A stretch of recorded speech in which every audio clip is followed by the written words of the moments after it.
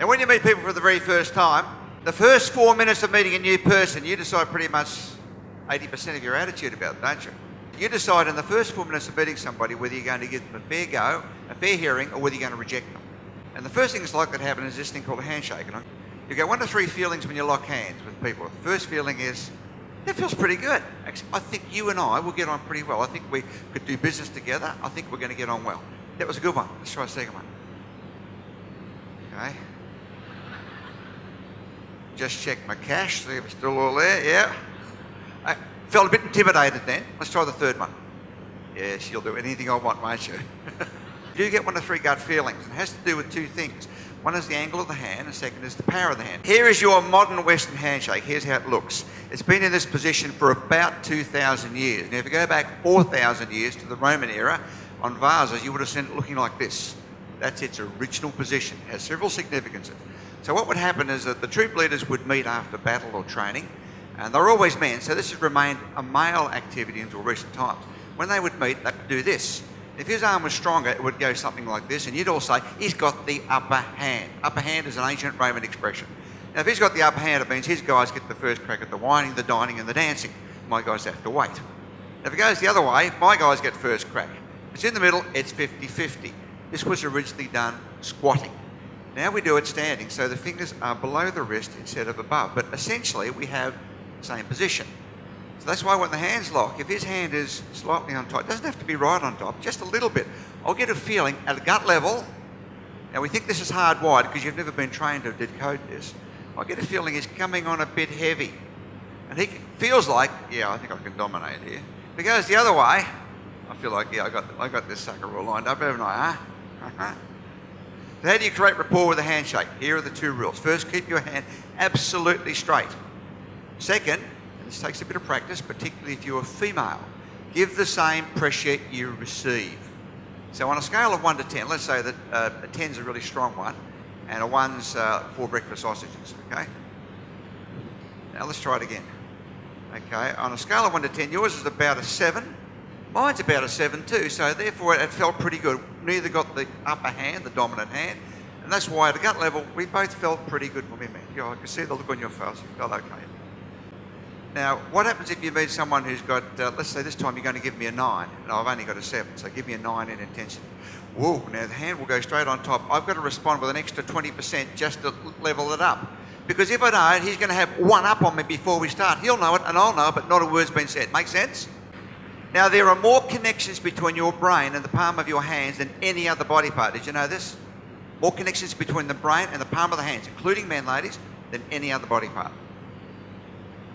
So clearly the palms have evolved as a very important part of human beings, and they are. They make your bed, they brush your hair, they do small artwork, they do handshakes, they play the piano. In fact, they do more things than most other body parts. But here's my question to you. When you're dealing with people where you want to persuade them, convince them, get them on side, you want to get them to say yes to whatever you're proposing, whether it's that job or that date, or just to get your idea and accept it, where are your palms as you're talking? Now, this is something that most people have never considered. Never. You know, after the session, you'll consider it, you'll think about it, and later today, you'll start to realise things about why people respond to you in the way they do that you've never thought about. Here's what I'm going to do. I'm going to say the same thing 3 times. I'm going to change only what I do with the palms of my hands. Now, I keep my body fairly still, so I don't use any other body signals to infiltrate this. And I'll keep my voice as close to the same as I can. I say as close as I can because we know that when you change your body language, it's hardwired in your brain to change the way you sound. So I'll try to keep it as close as I can sound-wise. And I'll use exactly the same words, same instruction 3 times. Now, your task is to decide, do you accept what I'm saying? Do you want to do it, or do you reject me? Do you want to fight me, or do you want to go along with it? You want to say yes or no. That's all you've got to do. Okay, we're clear on this? Here we go. First instruction. Now, don't do this, just imagine this is what we're going to do. Now, in a moment, I'm going to ask the people who are sitting in these seats here, I'll invite you to come and sit on this side of the room, please, and I'll invite the people here to take their seats. Now, those in the back of the room can come forward to the front, and those of you in the front can sit anywhere you choose. Now, raise your hand if you feel okay about what I'm asking. Who feels okay? Raise your hand.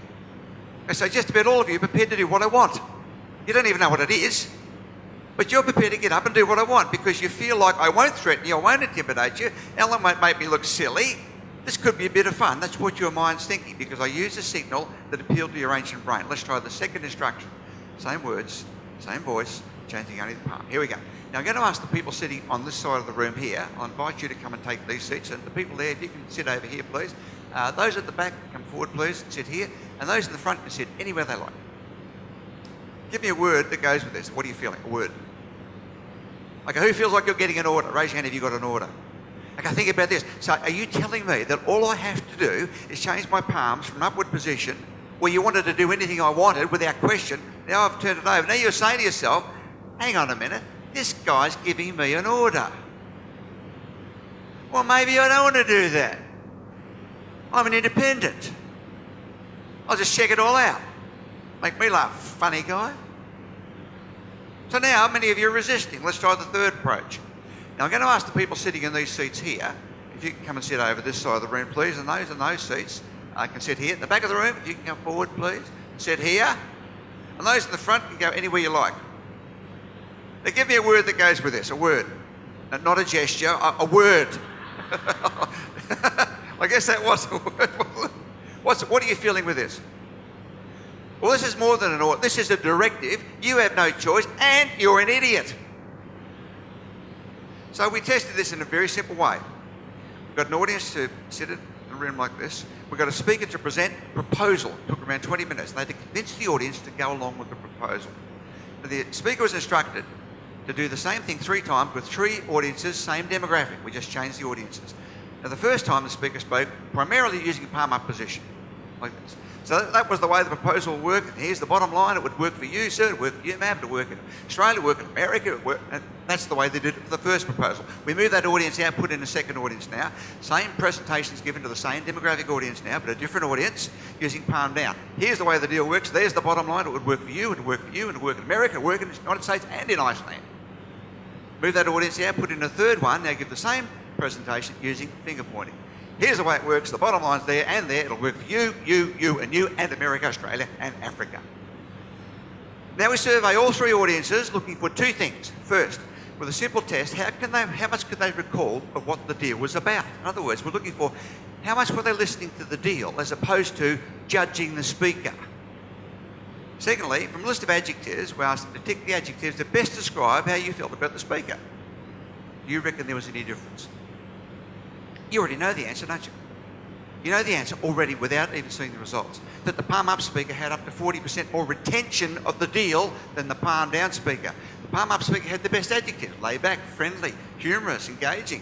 As soon as the palms turned over, authoritative, management, telling me what to do, pushing. When the finger came out, nobody could remember much, and they got the worst adjectives about that person. Now here's my question for you. What's your prominent position? You have a dominant position of one of these, and which is yours? Most people have never considered, but you've got one that you are using primarily when you're dealing with others. Now, is it up? Is it over? It's a finger. Now, we know the palm down, historically, is a power signal. There's more power, in fact, 4 times more power in your hands facing down than up. Think of famous examples like Adolf Hitler. The Nazi salute went, "Hail Hitler," and it frightened everybody. How would he have gone if he had gone, "Hail Hitler"? Nobody's going to follow Hail Hitler. That's scary. That's submission.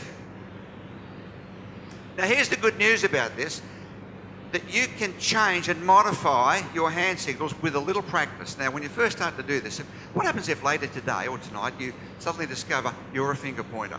Like, you're talking to a few of your friends that are here and you've forgotten all about it, and you're talking and they're watching, looking at your hand. And there it is, hitting these silly idiots on the head, knocking them into submission. Now, the thing about body language, it's an outward reflection of your emotional condition. All body language shows is how you're feeling. Whatever attitude or emotion you're feeling is likely to be reflected in a gesture, movement, or posture. Now, the reverse is true as well. If you intentionally take certain positions or postures, then you'll start to feel the emotions that go with it. For example, everybody copy this. It's like a form of praying. Just lightly tap it back and forth. Now, put a little smile on your face. No teeth. Call out your attitude. How do you feel when you do this? Yeah, you're hatching a good plan, aren't you? You're pretty smart. You are in charge. In fact, the word that goes with this is confidence. If you're feeling confident, like, I know what I'm talking about, I'm in charge, I'm an expert. This is one that may appear, you may unconsciously use it. But if you intentionally use this in situations where you're feeling tense or nervous, it does 2 things. First is, when you intentionally take the gesture as you just did, you start to feel more confident, in charge. Charge my emotions. Importantly, the person who sees you do it, it's a feeling. You seem to know what you're about. You know what it was? You know, when I first met that guy or that woman, they just seemed to have a confident attitude. Well, no, they were probably intentionally doing things to create that, to reassure themselves and to make you feel good. Fake it until you make it. Now, if you keep on doing this as part of your repertoire, eventually you will constantly, when you do this, you will feel confident about what you're talking about, even when you don't. So you can go into politics.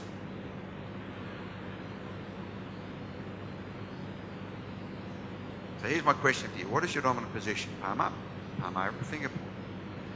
Think about life today, in business and personal relationships. It's all first about people. Does somebody buy you? Now, if somebody buys you, particularly the first 4 minutes, they're forming up to 90% of their opinion about you. If they buy you, there's a good chance they'll buy whatever goes with you. What goes with you is what you want them to do. The other thing is also true. If they don't buy you, they're not going to buy whatever goes with you, even if it's a good idea. They don't get that connection. They feel that you don't like them, or you're threatening or intimidating. Suddenly they just don't want to say yes to whatever you're suggesting, even if this is a good idea. So you can practice palms up where you want to get cooperation. Now, sometimes you might want a bit of authority. You'll turn the palm over. So, for example, if the fire alarm went off in this building, I would say, now, here's what we're going to do. We're going to go by that exit, and that exit, and that exit. I wouldn't say, now, here's what we need to do. We're going to go... Because it'd be every man for himself if I did this. So by intentionally practicing positions, suddenly with the palm up, you'll find that people start feeling like they're drawn to you. In fact, as we've been talking, I've been drawing you to... I've been doing the Obama hug. We want to help the American people. We want you to come here. Yeah, we love you. Like your mum or dad cuddling you. Like I think of his predecessor, he said, we want to help everybody. We want to help you, and you. Body language is an outward reflection of emotions. If you intentionally take certain positions and practice them, it subtly changes how people perceive you, and it changes your own physiology. You start to feel different about yourself. That's the great thing about it. You can do things on purpose, which gives you a greater chance of getting a yes to the job, the proposal, to the idea, to the date, or better.